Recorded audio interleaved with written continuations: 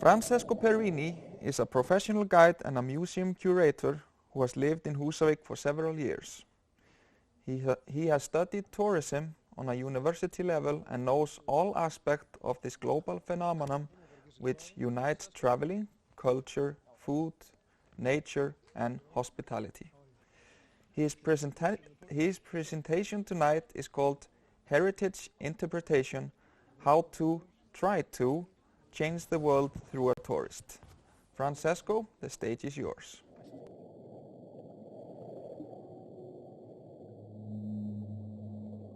So, hello everyone. Thanks Haidar, thanks to the Well Museum. So I'm Francesco, and to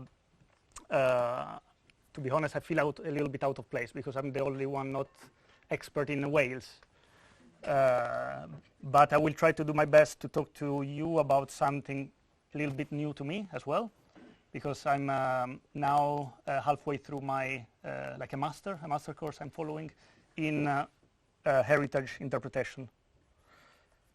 So I will talk to you about that and try to put it in context in the whale world, let's say. So, first of all, I will start with a little bit of introduction for in the theme, in the topic of interpretation, because I'm not sure if we are all accustomed to this topic. So I will try to set the base a little bit with some theory, boring, but I think it's necessary. And then I will go on talking to you about one model in the field of interpretation, one specific and also rather, how to say, practical model. And I will conclude with a case study very briefly to make sure that everything is clear also on a practical level. So what is interpretation? A guy named Freeman Tilden wrote a book called Interpreting Our Heritage in 1967, and that's he's the founding father of this discipline on a scientific level. And it defines which aims to reveal meanings and relationships through the use of original objects, by first-hand experience and by illustrative media. Maybe it's a little bit obscure still with this definition, or maybe not. But I will try to explain a little bit more by telling you that Tilden, this guy, he also made a list of 6 principles that we can make it in short in a sort of quote that is relate, reveal, provoke. So according to him, interpretation should be relevant and should relate to what the audience knows already or feels. Because if it doesn't relate, it means nothing. It should reveal, so it should not be only giving out information, because otherwise it's just information. And it should provoke. So again, it should make the audience think. And provoke could be intended in a positive or negative way, but even in a negative way, the provocation is, according to him, better than just giving information that's like rather flat. And his most famous quote is, through interpretation, understanding, through understanding, appreciation, through appreciation, protection. So it's a sort of sequence that starts with interpretations, possibly ends with protection, and that's why I decided for the title, How to Change the World Through a Tourist. Because tourists, of course, are a possible audience of interpretation. To make things a little bit more clear to you, interpretation is basically telling a story. We can tell a story about anything, right? So we can tell a story about history, or we can tell a story about Wales. So anything can be the center of the story. But interpretation is also a process. It's a specifically a goal-driven process that involves 3 subjects. For the triangle that's called an interpretive triangle, a medium. So I think there are many guides here. Raise your hands. How many guides we have? So we are all a medium. The recipient and the medium, the medium can be personal, like guides like us, or non-personal, like, for example, the museum has a lot of panels with written text. That's a non-personal medium. The recipient, it's B, so it's the audience, so tourists, visitors, and it's very important to keep in mind that in interpretation, the recipient is a non-captive audience, so they don't have to listen to us. So if we are boring, if we have nothing interesting to say, they will not listen and there will be no consequences to them. It's not like being a student. If you don't listen, maybe you fail exam. Tourists don't have to listen, don't have to pay attention. And then there is the resource, C. The resource, it's a very wide definition for any place. So I don't know, like when I guide my travelers, the resource can be a waterfall or can be the story of Fiat Indoor in Aschia, for example. But can be whales, can be the marine wildlife, can be birds, can be the human stories that relate to the bay here. Everything is a resource. All of this, like in the middle of the triangle, we have the theme. Without a theme, there is no communication. So basically, if we don't know what we want to say, it's pointless that we speak. And so far, after a year of studies, that's the most important takeaway that I have from my master.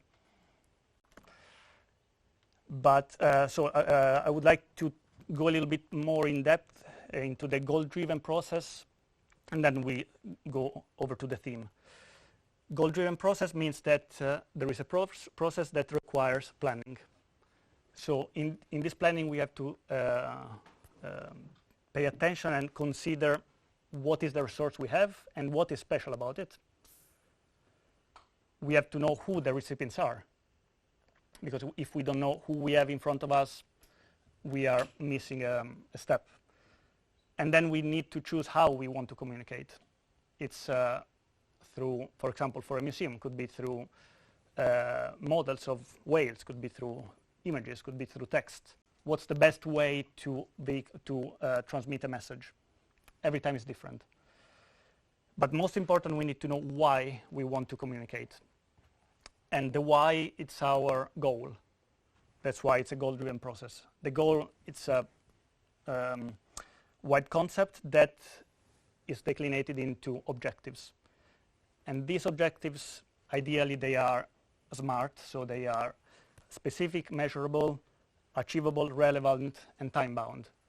So, for example, if I say that, if I'm a whale-watching guide and I say that I want to increase knowledge about whales of my tourists on board, that's relevant.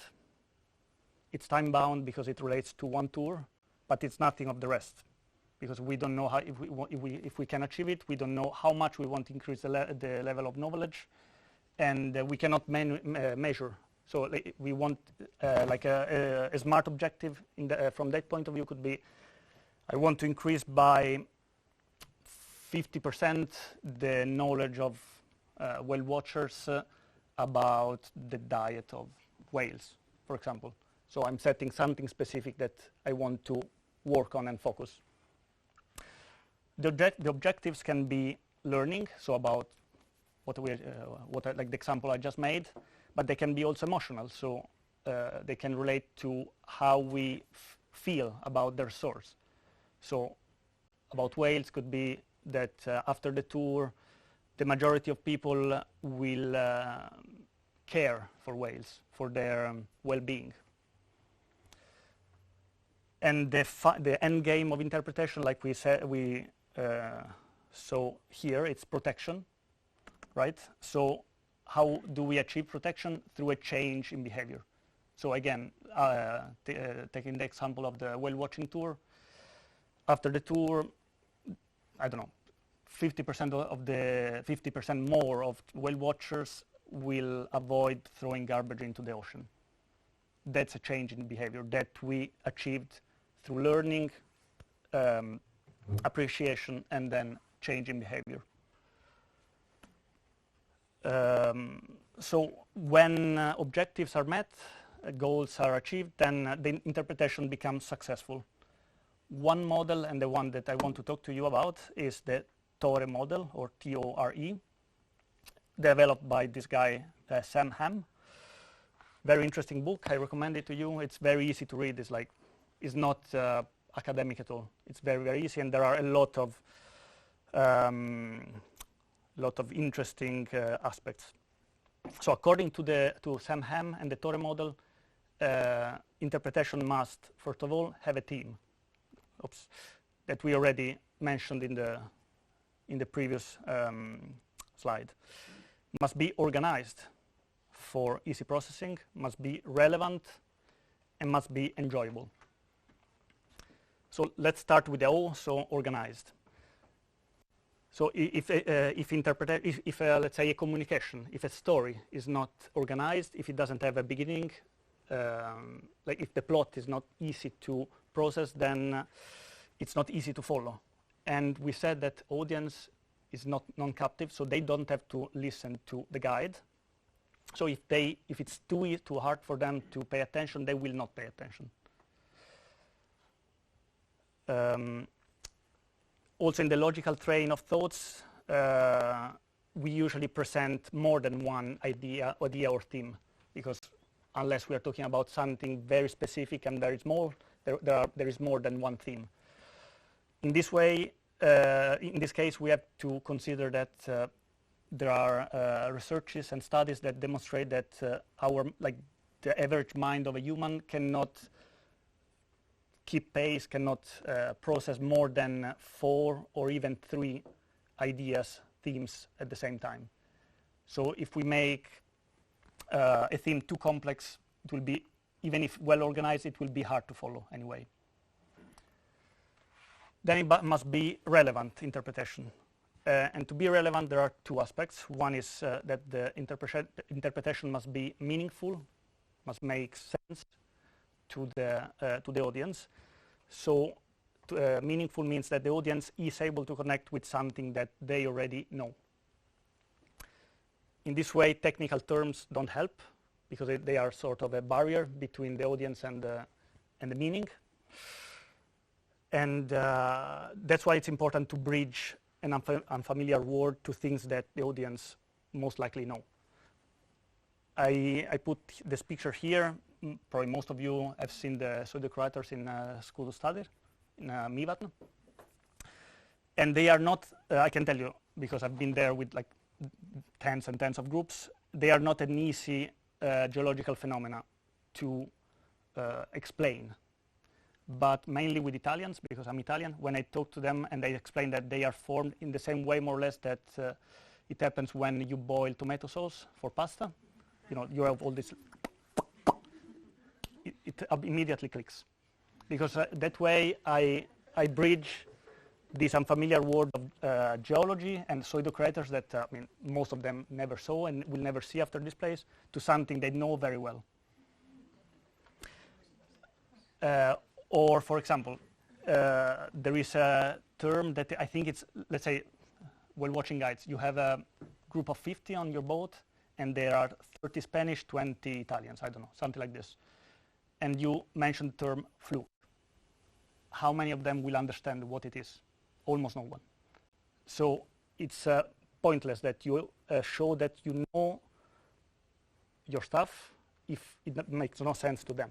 So you can say, for example, fluke, the tail of the whale. From that moment on, they will breathe, they will understand what it is, and they will understand when you repeat the term fluke. Also, okay.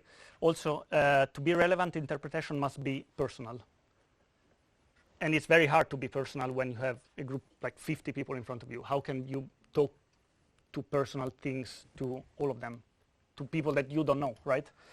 But there are like something, there is something that can be used as a trick to talk directly and straight to people. For example, the use of universal concepts. So we all know what love is. We all know what war, death, freedom, whatever all these big concepts are. And they are very strong concepts. It's not strange that a lot of poems, songs are about these concepts, right? Because they talk to anyone. And with those concepts in your story, the story becomes immediately relevant.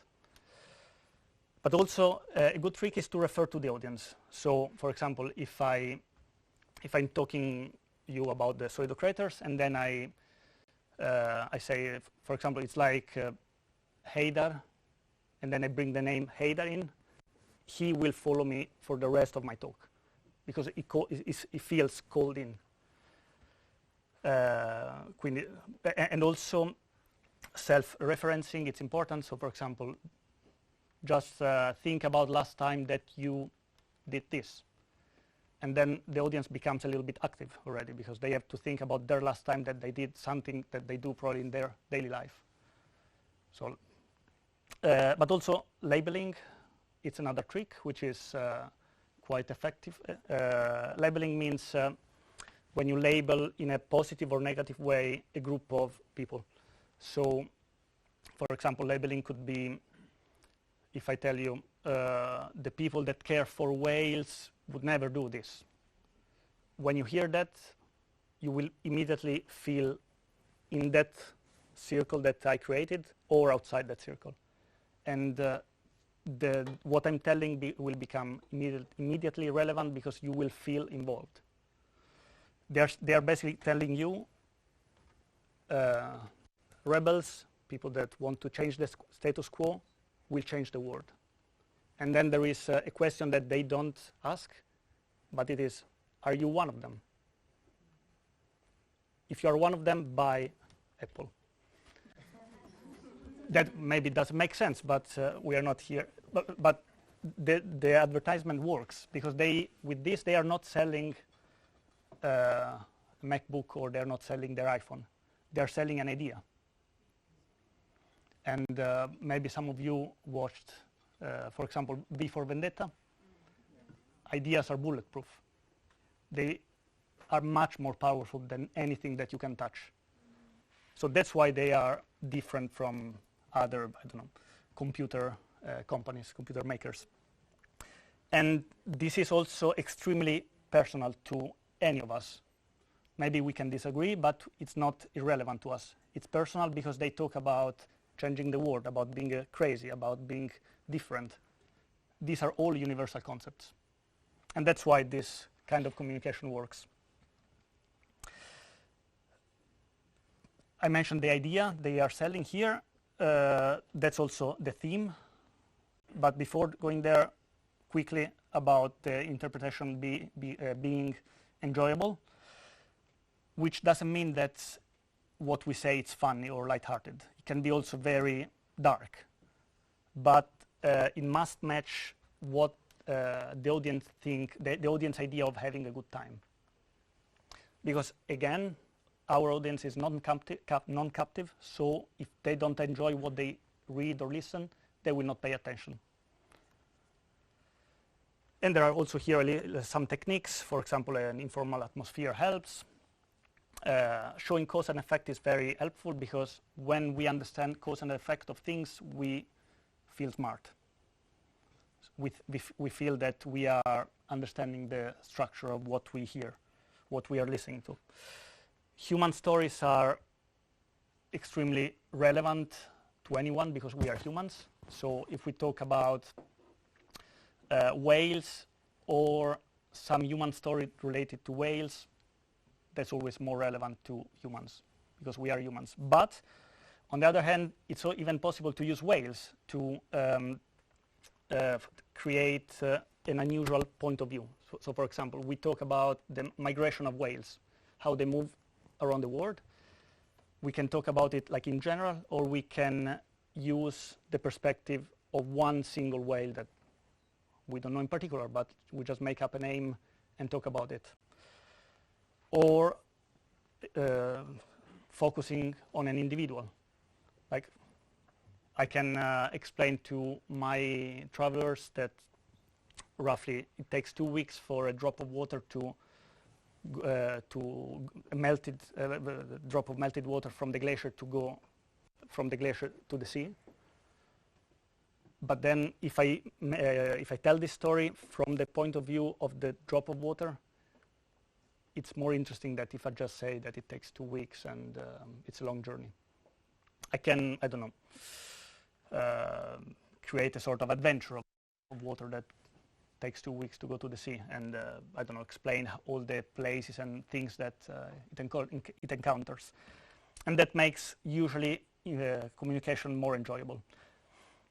But about the theme. So the theme is the idea, like I said, and it's the major point that the interpreter wants to make.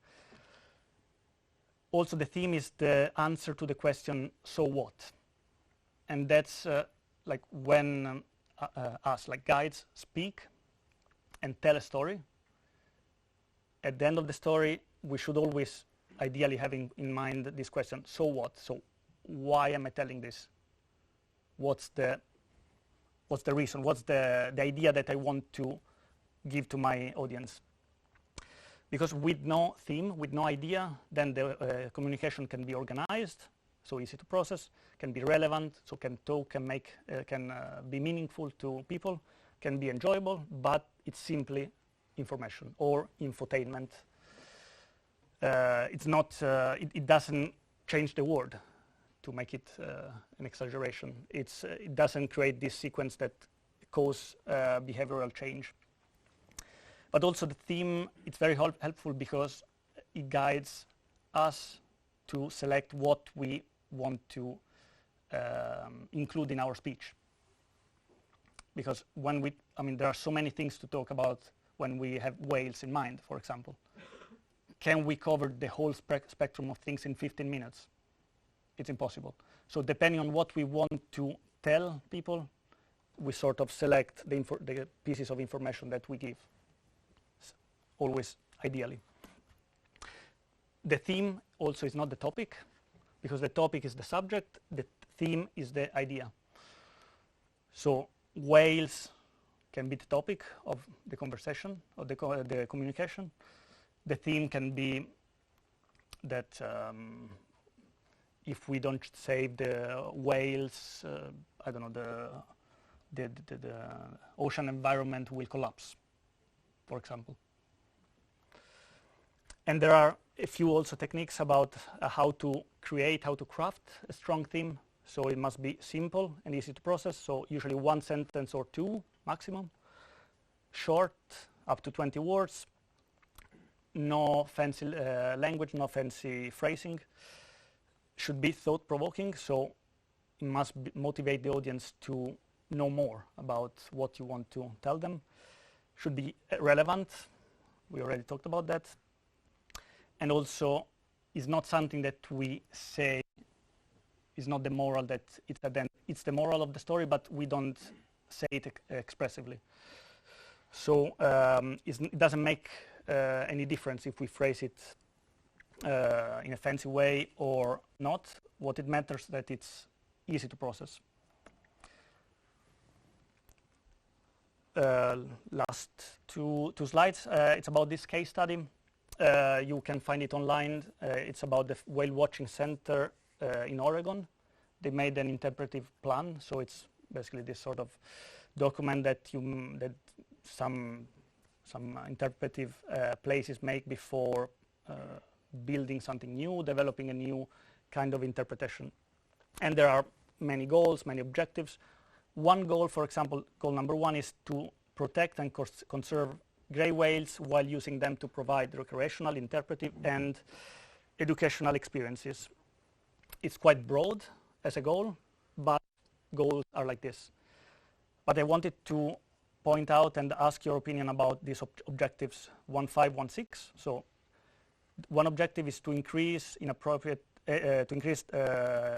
use patterns and behaviors among users of the natural and cultural resources along the coast. And the other one is a commensurate decrease in negative behaviors both in the center and after visitor leave, such as, etc., etc. Do you think that these objectives are smart? Like specific, measurable, achievable, relevant, time-bound? Because for sure they are relevant. They talk about something relevant for the organization. Increase in good behavior, decrease in bad behaviors. But they are only partly specific and impossible to measure. How much do they want to decrease the negative behaviors? What's the baseline of negative behaviors at the moment? It's a bit hard to say from this phrasing. So this is like to give you the idea that if you ever end up making a plan like this, objectives must always be very, very measurable and specific. And in my opinion, these are not, but maybe you have a different idea, and I would like to know about that. Going over to the theme, to the themes, because there are 4 themes, and if you remember, usually our mind can process only 3 or 4 ideas at the same time, so they decided to go for 4. So probably they applied their practice to the theories. Without focusing on Team 2 and Team 3, because to me they are not themes. They are like, I don't know, maybe sort of advertisements. They are a little bit promotional sentences. But Theme 1 and 4, I think they are greatly relevant and interesting for this matter. So for example, Theme 4 is whales may disappear unless humans care about them. I don't know. To me, this is not really a very strong theme because it talks to all of us, but it's a sentence. I don't know, it's not inspiring, it's not provocative. And it doesn't involve us, I mean, it involves us humans in the process of saving whales, but it doesn't involve me in particular to that. So it might have been stronger, whales may disappear unless you care about them. And this phrasing, it's only, of course, theoretical, but if we have a wrong theme or not a very strong theme in mind, most likely the consequence is that our communication, the interpretation is not effective. It doesn't create a behavioral change. So to sum up, a well-planned and well-performed interpretation is a form of communication that can for sure enhance the visitor experience, can promote stewardship, so caring of the resource, and influence behavior. The model that the TORE model it's an approach to successful interpretation, and it's rather practical because I hope I showed you that there are already some suggestions on how to act for a good interpretation, and also that the theme is central. Having an idea before you speak, before you communicate, it's central. And about that, less is more. So if you can say the same things using less words, using less sentences or concepts, it's always better to use less because it makes it easier for the audience to understand the process. But also making the theme or the communication simple doesn't mean that it must be dumb. It's very different. But also, again, going back to my main takeaway from this course is that we always should have a theme or idea or point to make in mind before we talk. So that's it from my side. I don't know if you have questions. Yeah, maybe. Thanks for the talk. Just one question. You talk about some objective, and it's good just to be able to measure this objective. Do you have any example maybe for? Francesco, repeat the question. Okay. Sorry, what's your name? Paul. Bol. Yes. Okay. Bol is asking to if I could make an example of measurable objectives, if I understood that correctly. So, for example, applied to objective 1-5 is that could be that the objective is 40%, 80%, some percent of increase in appropriate use patterns and behaviors among users of the natural and cultural resources along the coast within the next 3 years. Because you're setting a time limit for this objective, because otherwise within a day, 10 days, a month, or what. And also you are setting on like the amount of percent that you want to increase appropriate use patterns. Of course, that goes with the fact that if you have a percent, you need to know the baseline. So you need to know how many out of 100 people that visit the coast have already appropriate use patterns. So maybe there are 20 of them or 50, and then you want to increase by 80% within 3 years. But of course, objectives always change depending on the resource, on the organization, on what the organization wants to achieve. But yeah, like having numbers always helps.